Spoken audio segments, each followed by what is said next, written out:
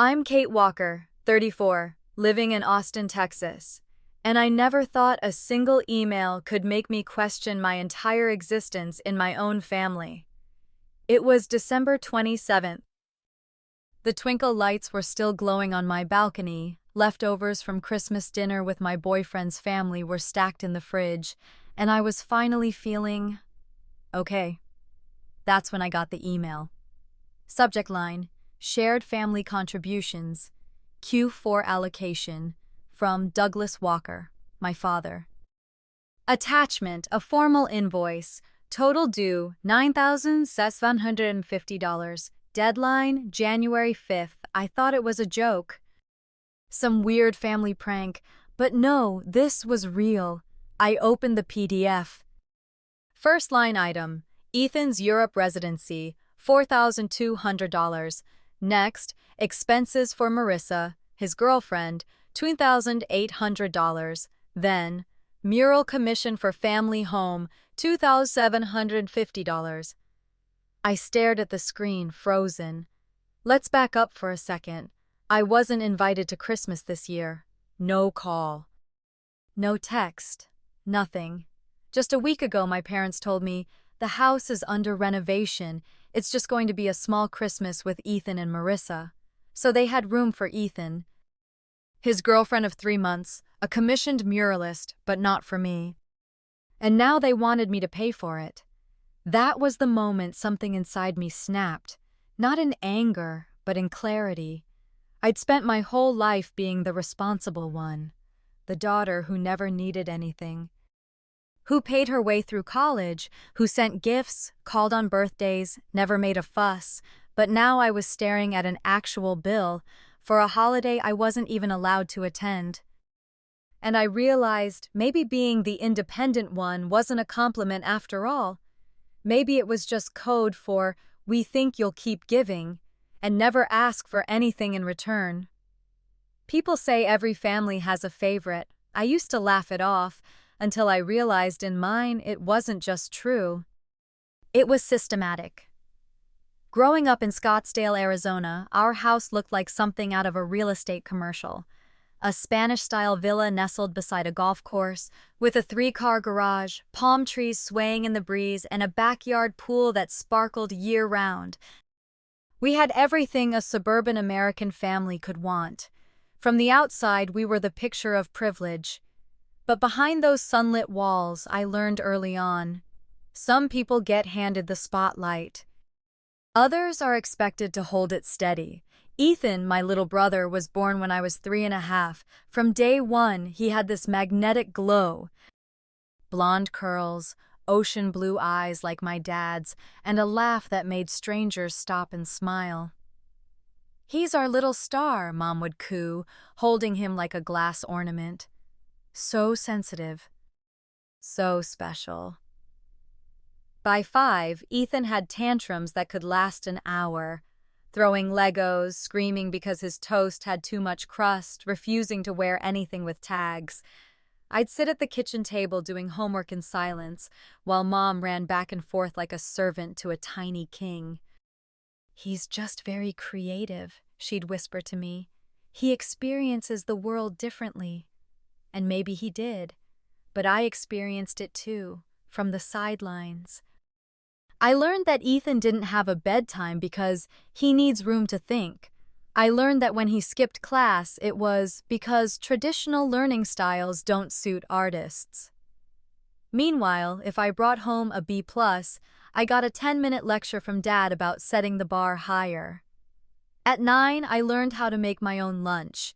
Ethan refused to eat anything unless it was arranged like sushi, so Mom focused on him. At 12, I stopped asking for help with projects because the only glue stick in the house was already in use, for Ethan's papier-mâché emotional ecosystem for 6th grade art class. Our entire family rhythm orbited around his moods, his dreams, his next obsession. When I turned 16, I had saved $1,800 from tutoring neighborhood kids, babysitting, and working summers at my uncle's print shop. I wanted to buy a used Ford Focus from a family friend. My parents said, If you keep your GPA above a 4.0 for 2 more quarters, we'll match half. I did. I drove home that spring in a gray, dented, but deeply beloved car I paid for, mostly myself. 6 months later, Ethan turned 16. That morning, there was a red Jeep Wrangler parked in our driveway. Brand new, no conditions. He needs the confidence, Dad explained, throwing him the keys. You've always been our independent one, Kate, Mom added, rubbing my shoulder like that was a reward. That phrase, independent one, it became my unofficial title. It meant, we're proud of you but don't expect anything. It meant you're strong enough to do without. And worst of all, it meant we won't look twice at how heavy the load gets for you. College followed the same script. I applied to 7 schools, got into USC on partial scholarship, and figured out the rest with loans and grit. Ethan barely passed high school. Took a year off to find his artistic voice in Seattle. The following year, he got accepted to a design institute in Portland. Nothing Ivy League, nothing wildly competitive, but my parents celebrated like he'd been chosen by the Louvre. We're covering his tuition, of course, Dad said, as if that were obvious. Tuition, rent, art supplies, even a $1,500 camera drone for perspective shots. I remember sitting on the edge of my studio apartment mattress in Austin, eating instant noodles, staring at my student loan statement, and wondering if I'd hallucinated the part where families were supposed to help with education.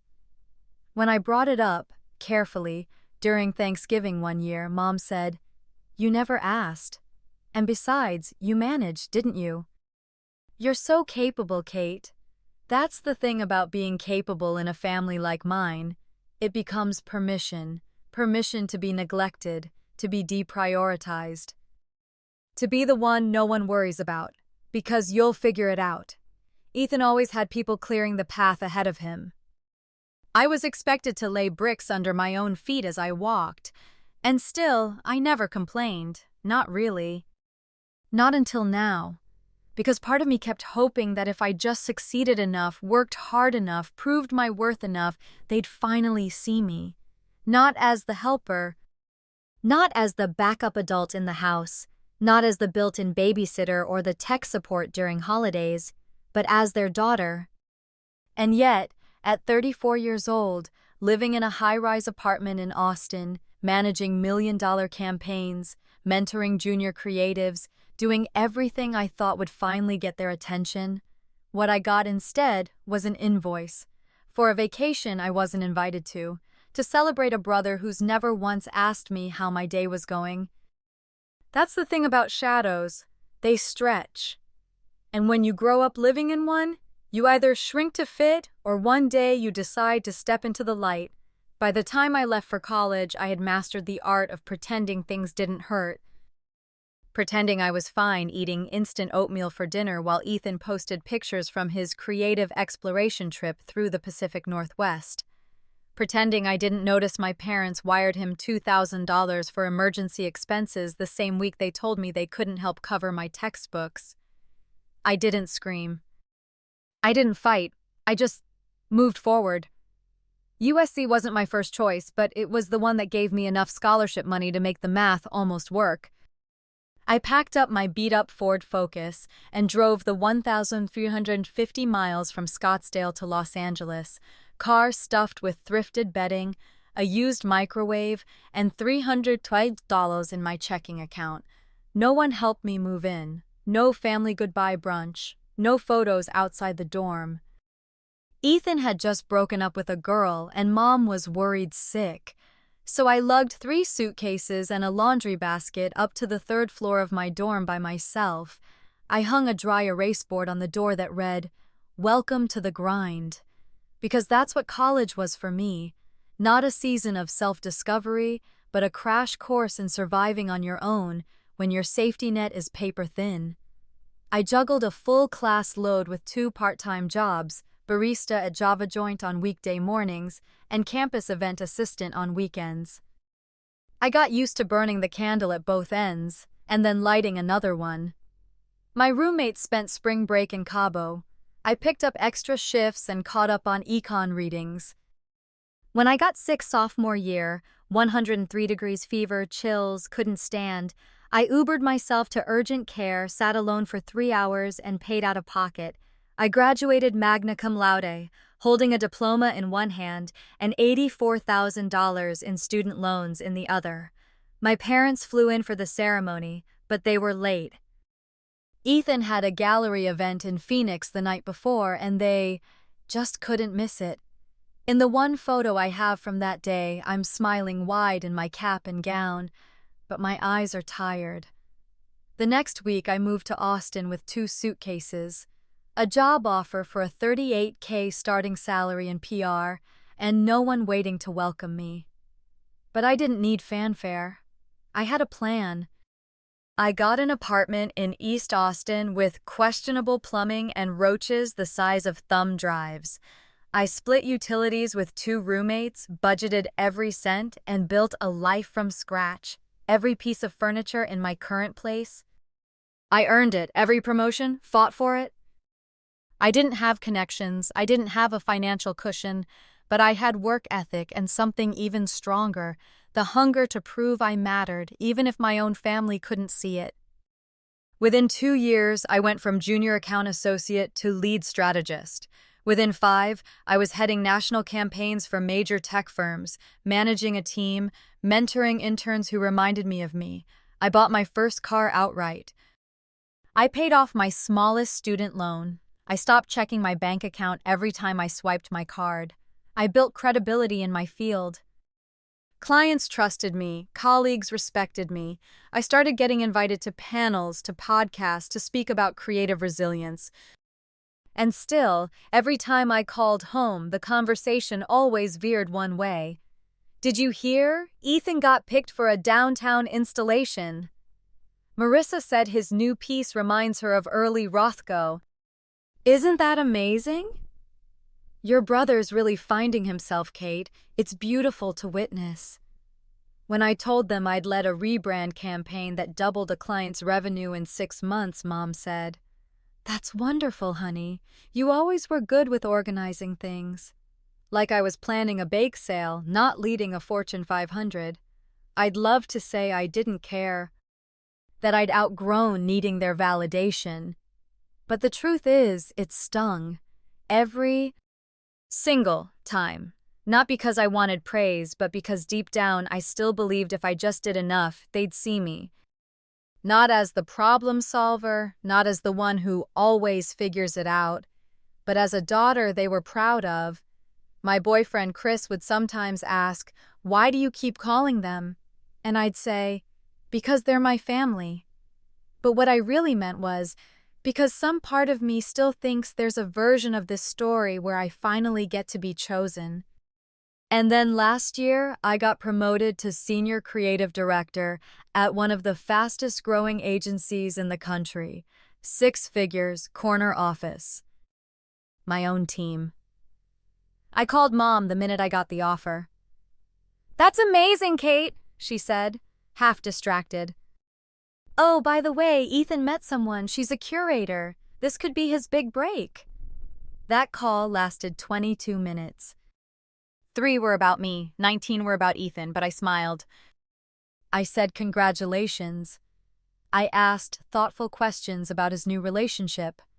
I played the role I always had, the one who made things easier. The one who listened, the one who understood, until the day I got that invoice. And suddenly, I didn't want to be the understanding one anymore. I didn't cry. Not when I saw the stockings, not when I scrolled past the photos of their Christmas table, fully set for 4. Not even when I saw my old spot at the table, chair perfectly in place, just empty. I didn't cry because it wasn't a surprise. It was just the first time they said it out loud without really saying it. "You don't belong here anymore." I kept refreshing the page like some part of me was waiting for a caption correction, a tag. A comment from my mom saying, "Kate couldn't make it this year. We miss her." But nothing came.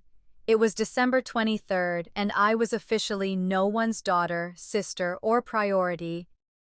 I turned off my phone, then I turned it back on, just in case they called. They didn't. Chris brought over takeout that night. Thai food, my comfort order. Pad see ew, extra egg, no broccoli. He didn't say much. Just unpacked the boxes, poured me a ginger ale, and sat across from me while I stared at nothing. "You don't have to act okay," he said finally. I shook my head. "It's not even about Christmas anymore," I murmured. "It's the confirmation. I always thought maybe I was imagining it, that I was being dramatic. But now," I gestured vaguely toward my laptop, still open to my mom's Facebook. "It's documented. I'm not part of the family narrative anymore." He reached across the table, covering my hand with his. "You are more than enough, Kate. You always have been. They just refuse to see it." I nodded, but my chest felt heavy, like someone had stacked bricks behind my ribs. Christmas Eve, we flew to Denver. His parents picked us up at the airport with a homemade sign that read, "Kate plus Chris, Santa's favorite couple." I laughed for the first time in days. Their house smelled like cinnamon and wood smoke. His mom had matching flannel pajamas laid out on the guest bed. His dad poured me cider and told me cheesy dad jokes until I forgot why I was sad. That night, I helped decorate sugar cookies with Chris's 3 nieces, ages 4, 6, and 8. They covered the entire kitchen in red and green sprinkles. One of them handed me a cookie shaped like a star and said, "This one's you. It's the prettiest." I nearly lost it. Christmas morning, we all opened presents in a tornado of laughter and torn wrapping paper. Chris's mom got me a personalized mug with "Kate the Creative Queen" etched in gold. His dad gave me a scarf he'd knitted himself, badly, adorably. They barely knew me, but they saw me, and that was everything. But even in that warmth, my mind kept wandering back to Arizona. Were they opening gifts? Did they FaceTime Ethan's girlfriend's family? Was my name mentioned? Even once? December 28th. Back in Austin, tree still up in my living room, gifts from Chris and his family neatly stacked in the corner. I lit a holiday candle, trying to stretch out the warmth a little longer. My phone pinged. Sender, Douglas Walker. Subject, financial matters, urgent. My blood went cold. I clicked, opened the attachment. Invoice number 00492. Total due $9,750. Due by January 5th. Description: Ethan's Europe Creative Residency, $4,200. Marissa Gardner, companion expenses, $2,800. In-home mural commission, $2,750. Notes: contributions expected proportionate to income. Late payments incurred 2% weekly interest. I blinked, reread. Closed the file, reopened it. It was real. A professionally formatted invoice with my father's business letterhead, my name, a dollar amount. And no context besides assumption, "You owe this, you will pay." I stared at the screen for a full 5 minutes, motionless. Then I laughed, a short, humorless sound, not joy, not even surprise, just disbelief. I hadn't been invited to the holiday. But I had been billed for it. A lump rose in my throat, not sadness this time, but rage. Clean, ice-cold rage. Not the fiery, out-of-control kind, the type that clarifies, that sharpens.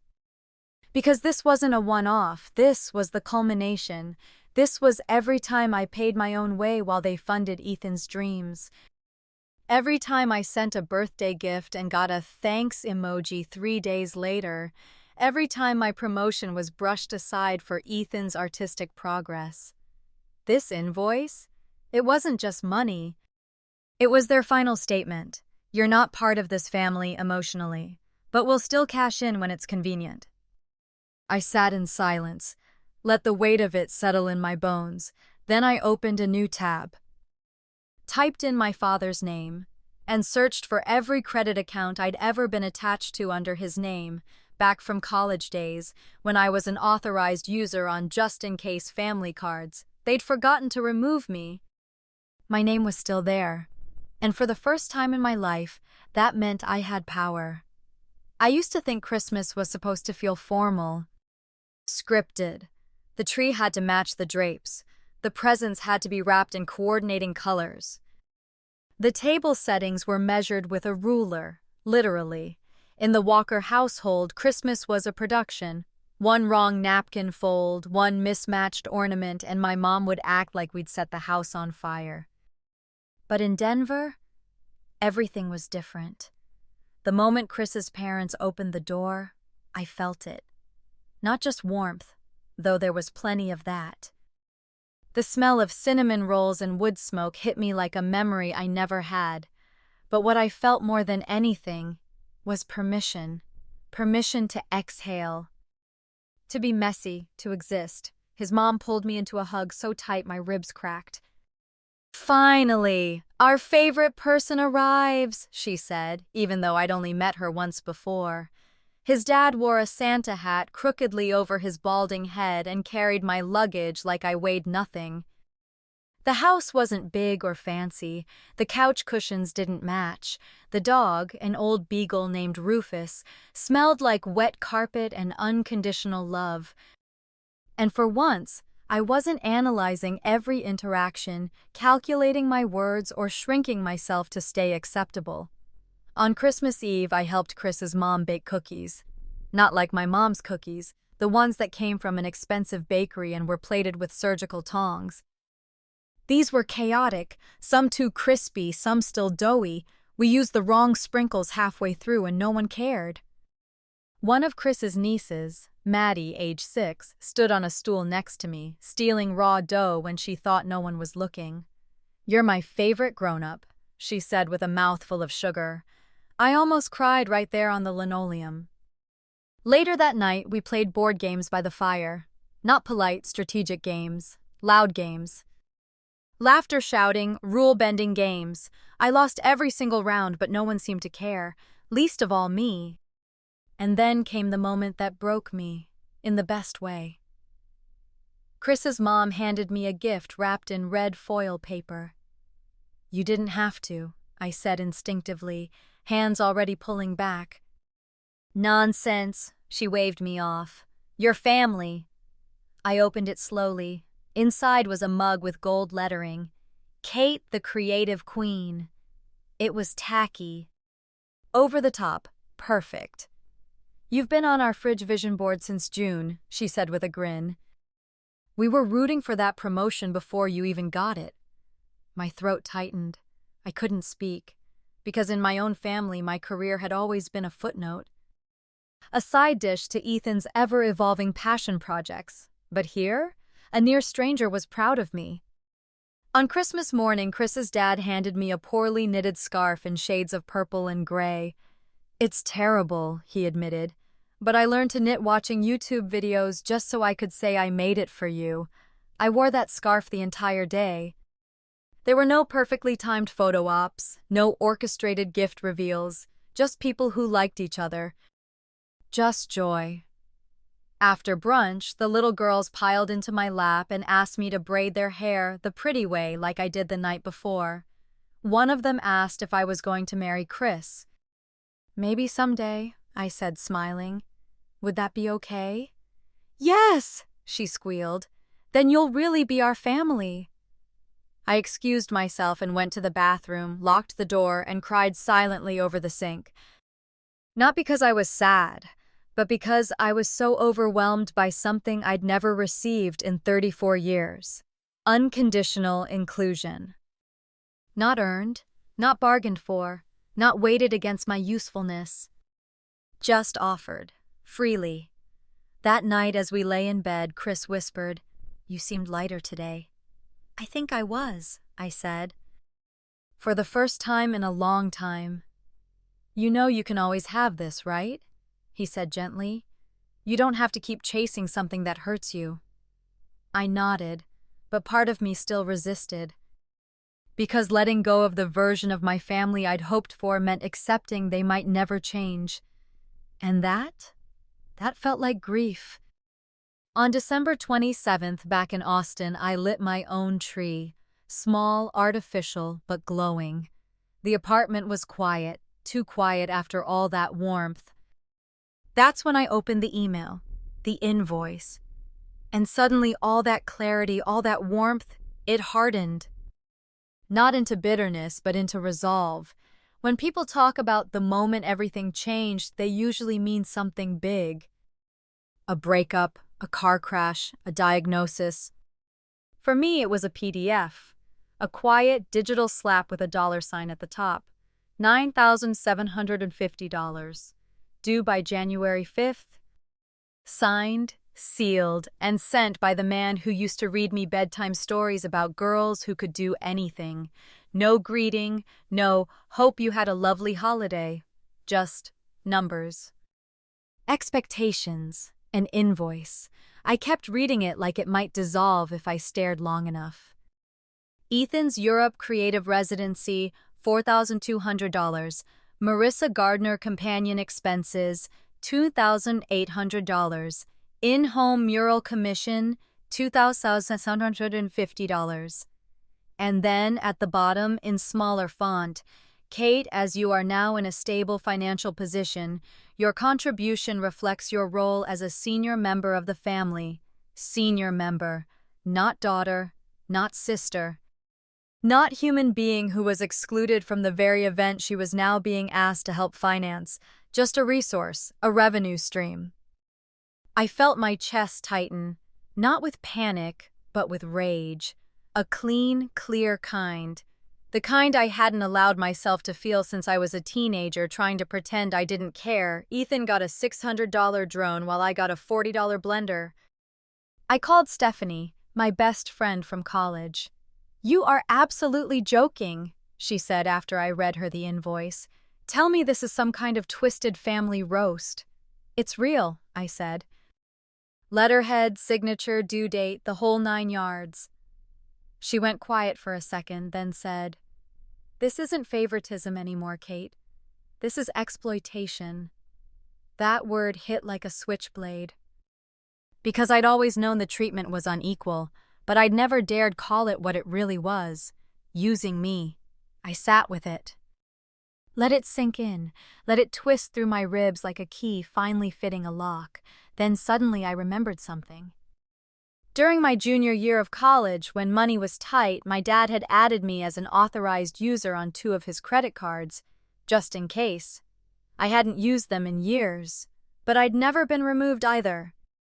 Curious, I logged into the account portal. There it was, my name, still active. Still available for family emergencies.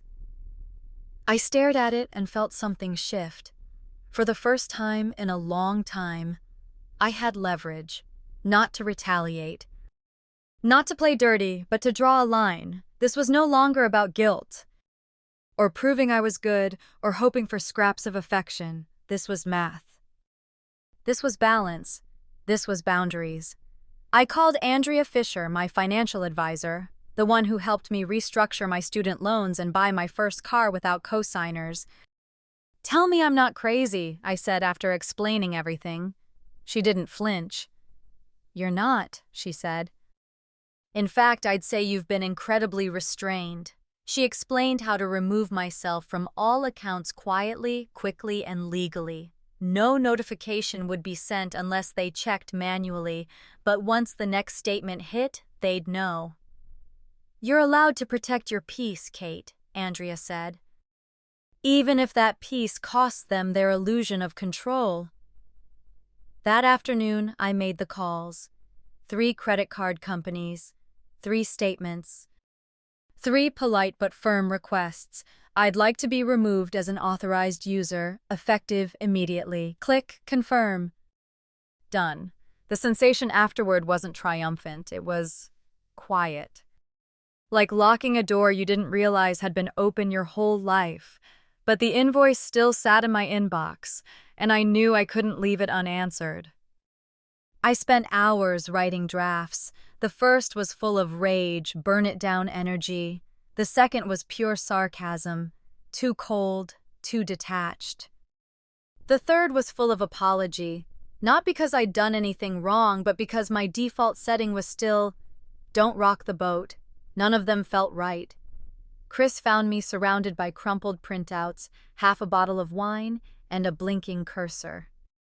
"What if your response isn't a letter?" he said softly. That's when it clicked. My words had never changed anything in this family. But maybe my silence could. So I bought a blank greeting card. Winter-themed. Peaceful, no Santa, no sentiment. Inside, I slipped a single $1 bill. I wrote 7 words in block letters. Some gifts don't come in boxes.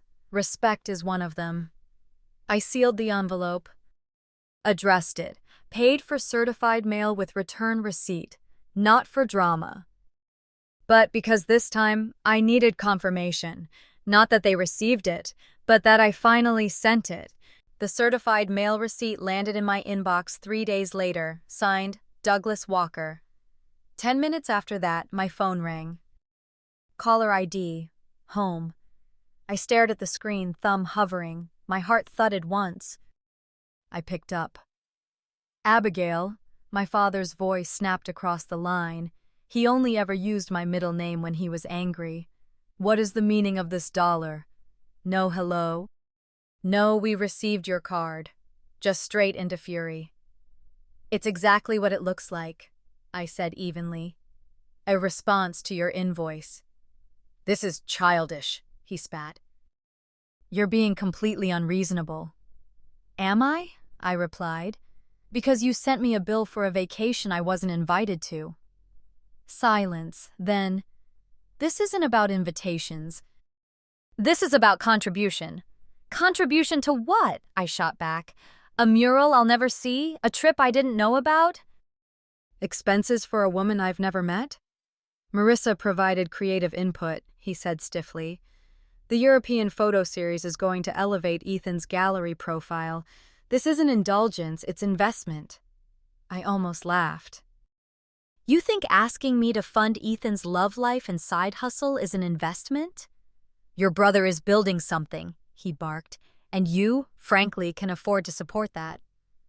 So this is about money, I said, about me earning mine and him burning yours. Don't twist this, he snapped. I'm not twisting anything, I said. I'm finally looking at it clearly. I could hear rustling, then my mother's voice, softer but no less controlled. Hi, honey, she said, like nothing had happened. Your father is just upset. He didn't expect that kind of response. Did you? I asked. A pause. Kate, you've always been so independent. We thought this kind of thing wouldn't upset you. Getting excluded from Christmas didn't upset me, I said. Being billed for it didn't upset me. We didn't exclude you, she said defensively. We just had limited space, and Ethan already had plans to bring Marissa. So did you have space for a muralist too? More silence. The house wasn't under renovation, was it? I asked quietly. It was a minor repair project, she admitted, but it felt too crowded. For your daughter, I said, but not your son. Or his girlfriend. You're twisting things again. No, I said calmly. I'm finally untwisting them. I could hear her breathing on the other end, shallow, uneven. We thought you might enjoy a break, she said weakly. You work so hard. We thought maybe you needed space. You know what I needed? I said. To not be treated like a ghost. She sniffed. Your father and I have always done our best. Have you? I asked. Because I did the math. Her silence crackled. You paid over $280,000 for Ethan's education, housing, travel, and equipment, I continued. I paid off $84,000 in student loans on my own. You helped Ethan with rent, car repairs, even a therapy dog. I got scented candles and atta-girl phone calls once a month. That's not fair, she whispered. No, I agreed. It's not, and it never has been. "You're so capable," she murmured, "because I had to be. You didn't leave me a choice." I expected anger, defensiveness, blame. What I got was worse: silence. A silence that confirmed something I'd been afraid of my entire life. They really didn't see it. Not the pattern, not the imbalance, not the erosion of our relationship. Because to them, this was normal, expected. "Kate, please don't do this," my mom said finally, voice breaking. "We're a family." "Then act like it," I said. "We just thought—" "No," I cut her off gently. You assumed. You assumed I'd keep showing up, keep giving, keep understanding. You never once asked what I needed. And now, I'm done pretending that doesn't hurt." My father's voice returned, controlled, colder than ever. "So you're refusing to pay?" "Correct," I said. "I never agreed to those expenses. I received no benefit, and you excluded me from the event they were tied to. That invoice isn't just invalid." "It's insulting." "You'll regret this," he said. "No," I replied. "I'll regret not doing it sooner." I ended the call. And then I breathed. A deep, full breath I hadn't realized I'd been holding for 3 decades. The kind that fills every corner of your lungs. The kind that says, "This chapter is closed." After I hung up, the silence in my apartment felt different. Not empty. Not bitter, but clean. Like the kind of quiet you get after a thunderstorm, when the air is still charged but fresh. I didn't cry, I didn't collapse, I didn't second guess. For the first time in my life, I knew exactly where I stood, with them, and more importantly, with myself. It wasn't about winning. It wasn't even about being right. It was about being clear, and clarity, that was something I hadn't had in my family since childhood. I spent the next day cleaning my apartment, not as distraction, but as ritual. I donated old clothes, took down the holiday decorations, vacuumed every corner. Then I opened my laptop, 3 browser tabs, 3 credit card logins. One by one, I checked the statements, confirmed my name was removed, and downloaded PDFs, just in case. Those cards had been a silent link to a version of me I no longer needed. The daughter who waited to be noticed. The just-in-case option, the fallback plan, that identity was expired. And I had just shredded the receipt. Next, I called Andrea, my financial advisor, and told her I wanted to take it a step further. "How far are you willing to go?" she asked. "All the way," I said. We moved everything I could under my own accounts, adjusted beneficiaries, changed access permissions. I removed my parents' emergency contact status at my doctor's office and updated my living will, not because I planned to disappear, but because I was done living in a system where I had to earn visibility with compliance. I no longer needed to be the good soldier daughter. I needed to be whole. That weekend, I drove to the post office with a small package in hand. The original printed invoice from my father, now folded neatly inside a navy blue file folder. I added one thing, a sticky note, handwritten. Calm, firm. "I did not agree to these terms. I will not be paying this invoice. Please do not contact me about this again." I sent it via certified mail again, because clarity deserves a paper trail. Then I opened the card Chris's mom had given me at Christmas, the one with the mug. She'd written in loopy cursive, "You shine, Kate, keep your light. Anyone who asks you to dim it doesn't deserve front row seats." I pinned it to my fridge. That night, I took myself out to dinner. Table for 1, corner booth. Steak medium rare and a glass of red I couldn't pronounce. I toasted, quietly, to the version of me who never stopped trying, even when she wasn't seen. And then I toasted again, to the version of me who no longer needed to be. I got home, lit a candle, curled up on the couch, and felt something strange settle over me. Peace. Not joy. Not closure. Just a kind of stillness that said, You're no longer chasing what was never yours to hold. The next morning, my phone buzzed. Not from my parents, from Ethan. I almost ignored it. But something made me pick up. "Hey," he said, voice low. "Hi." "They're freaking out," he said. "About the card, the credit accounts, the invoice." I figured. "I didn't know they were going to do that," he added quickly. "The invoice! I found out the same time you did." "But you didn't stop them either," I said calmly. "No," he admitted. "And that's on me." Silence stretched between us. Then he said something I didn't expect. "I think I've been taking for granted what being the favorite really meant. It wasn't love, it was permission to stay soft." I blinked. "I was never asked to stand on my own," he continued. "You were, and I never once said thank you for how much weight you carried." "Until now," I said. He paused. "Then, do you hate me?" "No," I said truthfully. "But I need things to change. I'm not going to be the default donor, the backup adult, or the invisible extra." "I hear that," he said. "I do. We didn't solve everything on that call, but it wasn't a war. It was a beginning. And for once, I wasn't asking to be chosen. I was choosing myself. When I was younger, I thought boundaries were for people who didn't love hard enough. You know, the ones who were cold, distant, unreachable.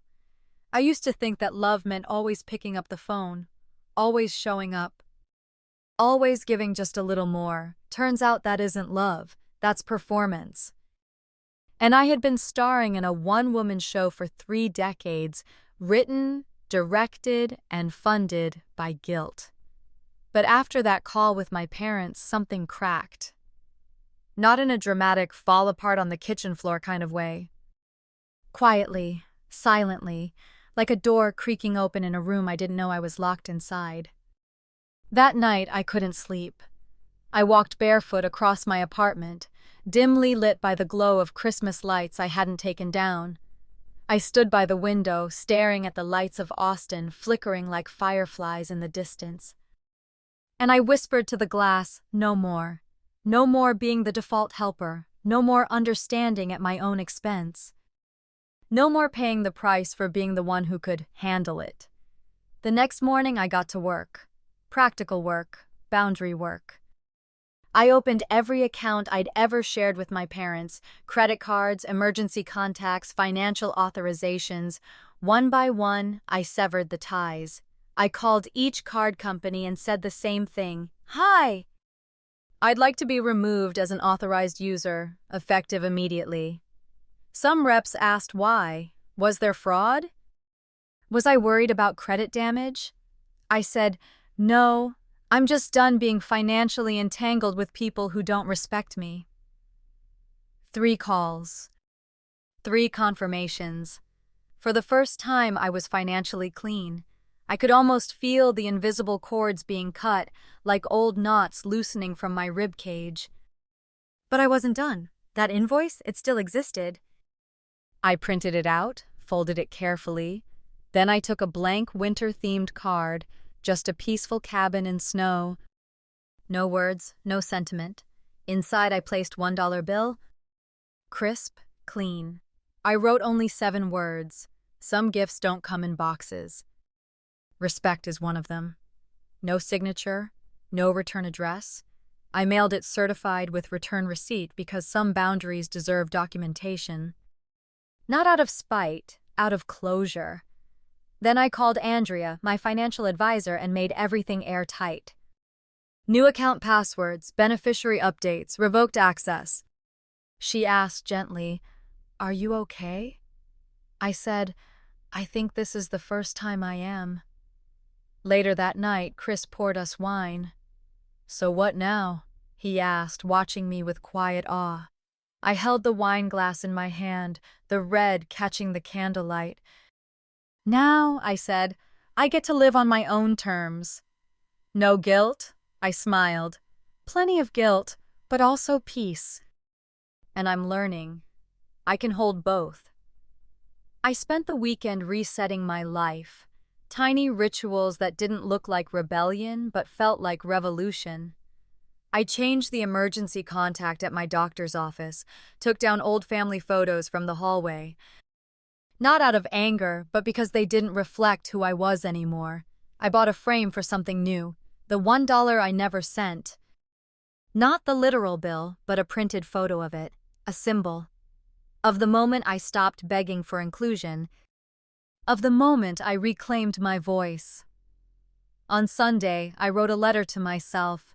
Not the version of me my parents knew, the capable daughter, the independent adult, the no-maintenance child, but to the girl who sat quietly at the table year after year, pretending she didn't notice the difference in presence. I wrote, "You don't have to earn love by disappearing. You don't have to be easy to be worthy. And it is not your job to make dysfunction comfortable for others." I folded the letter, placed it in my journal. It sits there now, on my bookshelf, next to a candle that smells like cedar and defiance. I still love my family. But I love myself more, and finally, that love comes with boundaries. The silence didn't last long. I had expected discomfort, maybe a phone call, maybe another manipulative message. What I didn't expect was an uprising. The morning after the card was delivered, my phone started buzzing like a beehive on fire. First, a string of texts from my dad. "This is beyond disrespectful. We expected maturity, not theatrics. Your mother is sick over this."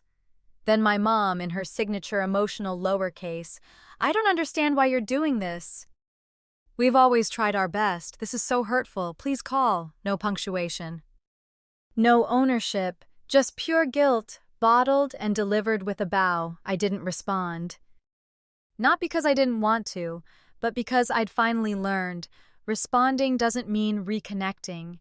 Sometimes it just means reattaching the chain. Around noon, my cousin Lindsay chimed in. "Hey, just checking in. Aunt Karen says you sent some kind of weird Christmas card?" Weird. Not powerful, not honest, not necessary. Just weird. An hour later, Uncle Pete. "I don't know what's going on, Katie, but your dad is a good man. He's always put family first." Always put Ethan first, he meant. Then came the real gut punch. A message from Aunt Melanie, my mom's older sister, the one who used to braid my hair at reunions, the one who told me I was wise beyond my years. "Sweetheart, I say this with love, but you're going to regret this path. Pride and independence don't replace blood. Your parents are heartbroken. Don't throw away what can still be fixed." I stared at that message for a long time. Not because I agreed, but because I used to. I used to believe that keeping peace was my purpose. That family meant absorbing everything, no matter how much it hurt. But now, every word they threw at me felt like proof. Proof that they didn't want resolution. They wanted me back in position, silent, supportive, and small. I poured myself coffee, black. No sugar, sat on my balcony, let the Texas wind sting my cheeks. I thought about every Thanksgiving where I washed dishes while Ethan got credit for bringing wine. Every birthday they forgot until I reminded them. Every time I paid for my own flight home, only to be treated like a guest in my own origin story. And now, because I dared to send a card, I was the villain in the family folklore. It almost made me laugh. Chris found me reading the texts, jaw clenched. "You okay?" he asked. "They're rewriting the narrative," I said. "I'm the cold daughter now, the ungrateful one. The diva who disrespected her poor parents." He sat beside me. "Let them," he said. "But it's not true. You don't owe the truth to people who need you to be wrong in order to stay comfortable." I exhaled. Because he was right. People don't like when the character they've cast suddenly steps out of the script. It messes with the production. Forces rewrites, breaks the illusion, and no one in my family wanted a rewrite. They wanted me back on cue, Back to Sunday phone calls, back to, of course I'll pay for that. Back to smiling in group photos while Ethan told the stories and I held the camera. But the curtain had fallen, and I was no longer playing the role. That night I opened a new journal page, titled it, "False Things They'll Say About Me." She abandoned us. She made it about money. She overreacted. She changed. She was always distant. Then in bold I wrote, "True things they won't say." She was never prioritized. She tried for years. She begged without words. She finally stood up. She deserves peace. I closed the journal, set it beside my bed. The world hadn't changed, my family hadn't changed, but I had. And sometimes, that's all it takes. Of all the names lighting up my phone that week, hers was the last one I expected. Aunt Catherine. My dad's youngest sister, the quiet one, the no-nonsense one. The one who always left family gatherings early, who never stayed long enough for dessert or drama. Her text was short. No judgment. Just, "Can we talk? Not about them, about you." We met at a little cafe in South Austin. Neutral ground. She wore jeans, a navy sweater, no makeup, and zero pretense. She hugged me like she meant it. The kind of hug that doesn't feel rehearsed. We ordered coffee, sat near the window. It rained lightly, Texas style, fast and then gone. "You look like your grandmother," she said, sipping from her cup. "Mom's side?" I asked. "No." "Mine. Our mother. Your dad's mom." I blinked. I didn't even know what she looked like. "She was the responsible one too," Catherine added. "Managed the bills, took care of the parents, kept the house running while her brothers discovered themselves." I froze. Catherine smiled, not kindly, but knowingly. "I saw the Christmas post," she said, "and the fallout. Your mom called me, crying about some dollar bill and a credit card fiasco. Said you were attacking the family." "Of course she did," I muttered. "But she didn't call to ask what happened, just to explain why she was hurt." I nodded. That sounded familiar. Catherine leaned back. "When I was your age, I went through something similar. Your dad was the golden boy, Ivy League, every screw-up forgiven. I was the oops baby, the unexpected one. Got a part-time scholarship to community college, paid the rest waitressing." "They helped him buy a house," I said softly. "They sent me a bill." She nodded. "They called mine rent for staying home one summer after I graduated. Said, 'You're old enough to carry your share.'" Our eyes met. For the first time, I didn't feel like I was unraveling. I felt seen. "I pulled away," she continued, "moved to Houston. Built my own life, married late, no kids. Just peace." "Did you ever regret it?" I asked. "Not once," she said. "What I do regret is how long I stayed at the table waiting for a seat that was never going to be set for me." The words hit hard. She paused, took a breath. "Kate, what you did, it's not cruelty. It's clarity. Most women in our family don't even know it's an option." My throat tightened. "But they all think I'm cold now," I whispered. "Ungrateful, harsh." "Of course they do," she said, "because your clarity exposes their patterns. And patterns hate exposure." We sat in silence for a moment, the rain outside softening to a mist. "So what do I do?" I asked. Catherine smiled. "You keep building your life, brick by brick. You don't argue with the narrative. You just live so fully it can't hold you anymore." I nodded, the weight on my chest lifting just enough to breathe deeper. As we stood to leave, she handed me a folded piece of paper.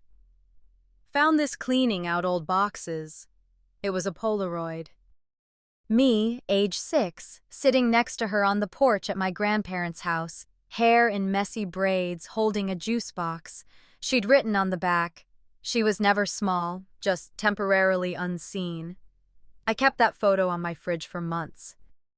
Not because it reminded me of who I was, but because it showed me who I'd always been, and who someone had finally seen. If there's one thing I've learned from all of this, it's that silence has a cost. For years, I thought being the strong one meant absorbing every insult, every slight, every uneven holiday.